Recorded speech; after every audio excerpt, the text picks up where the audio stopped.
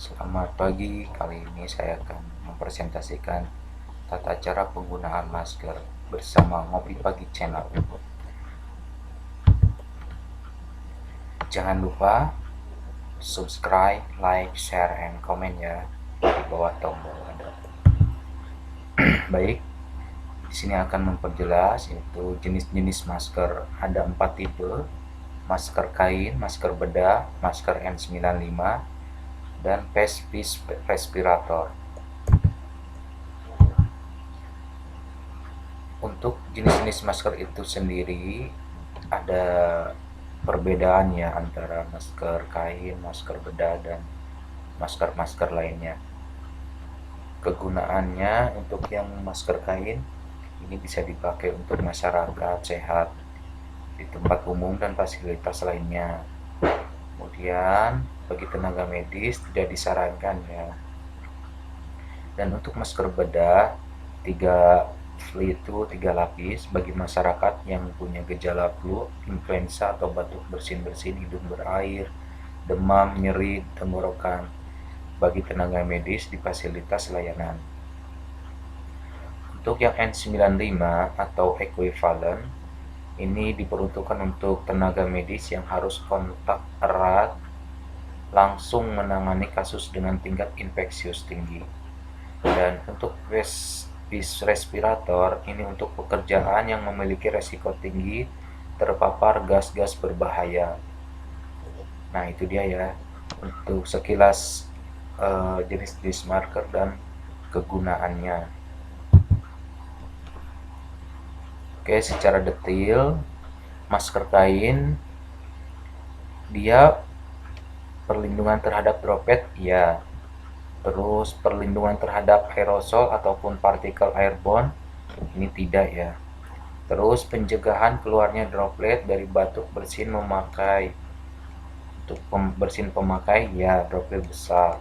Untuk yang droplet kecil tidak. Berarti artinya masker kain ini hanya bisa yang droplet besar ini bisa kesaring ya, tapi untuk yang droplet kecil itu tidak bisa. Untuk efektivitas filtrasinya yaitu 3 mikron, 10-60%. Kemungkinan kebocoran pasti ada. Terus dapat dipakai berulang ya, yaitu dicuci ya. Nah, di sini untuk masker bedah perlindungan terhadap droplet ya, perlindungan terhadap aerosol ataupun partikel airborne dia tidak ya. Terus pencegahan keluarnya droplet dari batuk bersin pemakai ya.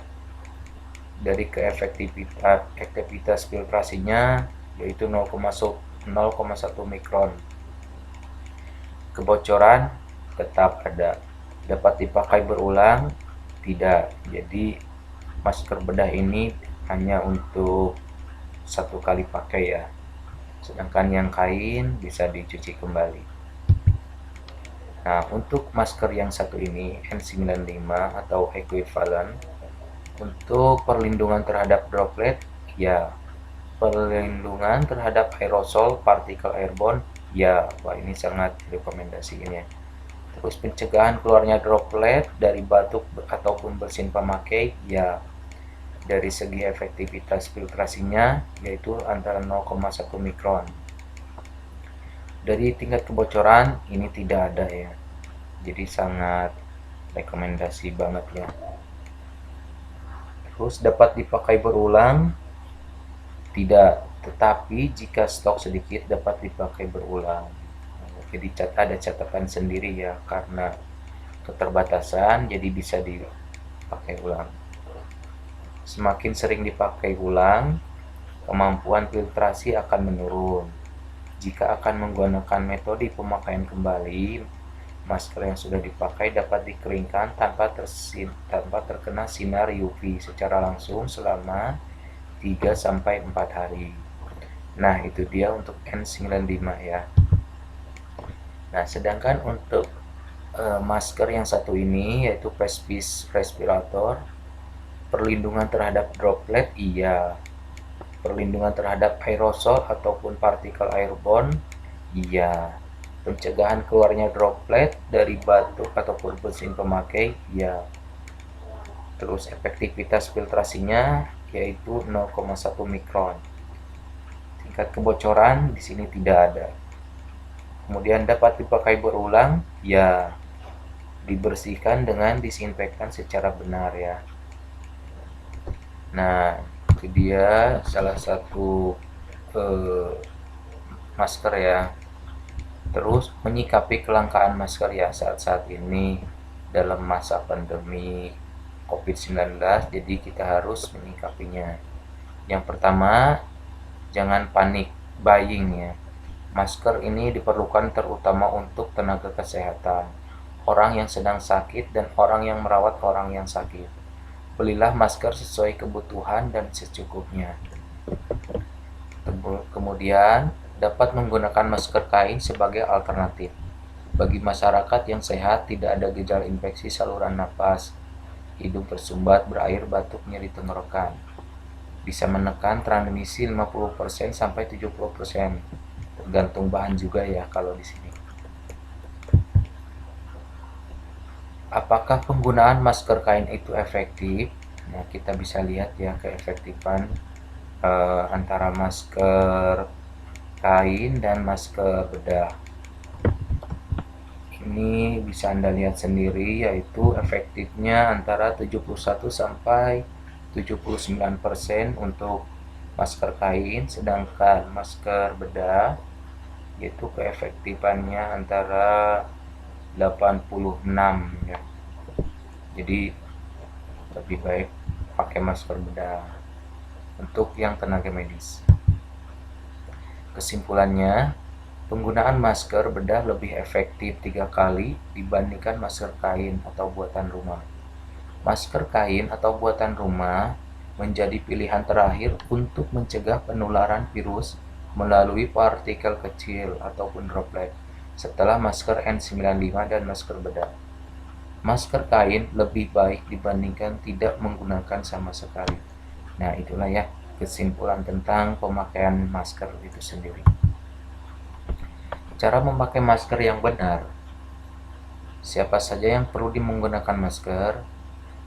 Nah, yaitu jika Anda batuk ataupun pilek, jika Anda sedang berangsur pulih dan sakit. Kemudian caranya, tutup mulut, hidung, dan dagu Anda. Pastikan bagian masker yang berwarna berada di sebelah depan. Tekan bagian atas masker supaya mengikuti bentuk hidung Anda dan tarik ke belakang bagian bawah dagu. Lepas masker yang telah digunakan dengan hanya memegang tali dan langsung buang ke tempat sampah. Kemudian cuci tangan pakai sabun setelah membuang masker yang telah digunakan ke dalam tempat sampah. Biar bersih, ganti masker Anda secara rutin apabila kotor ataupun basah. Ingat, gunakan masker bila batuk atau tutup mulut dengan lengan atas bagian dalam. Itu tata cara etika batuk ya. Nih ada note-nya nih, jangan memegang masker saat digunakan. Jangan menggunakan kembali masker yang sudah digunakan. Ini sumbernya dari WHO ya, sama Kementerian Kesehatan. Oke, itu saja tentang cara penggunaan masker ya. Terima kasih atas perhatiannya. Assalamualaikum warahmatullahi wabarakatuh.